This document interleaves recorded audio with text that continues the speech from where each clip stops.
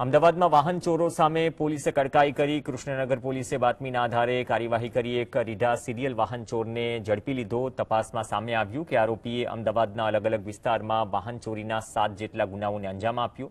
તેની સામે બાપુનગર, સોલા, ઈસનપુર અને વટવા પોલીસ સ્ટેશનમાં ચોરીના ગુનાઓ નોંધાયેલા છે.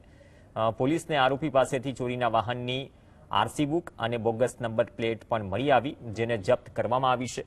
પોલીસે આરોપીની સઘન પૂછપરછ કરી છે, જેમાં શહેરના અન્ય મોટા વાહન ચોરીના ગુનાઓ ઉકેલાય તેવી શક્યતા છે. વિશેષ પૂછપરછ કરતા જાણવા મળેલ કે એ પોતાની પાસે એક માસ્ટર કી રાખતો હતો અને માસ્ટર કી આધારે ગમે ત્યાં પાર્ક કરેલા મોટરસાયકલ, એક્ટિવા એને ચાવી લગાડે અને ચાવી લાગી જાય તો એ ચાલુ કરી અને ત્યાંથી વાહનો લઈ લેતો હતો અને પોતાના ઉપયોગ માટે થોડા દિવસ ફેરવતો અને પછી એ જ્યાં વટવા ભાડેથી રહેતો હતો ત્યાં ખાલી કોમન પ્લોટ હતો. એ કોમન પ્લોટ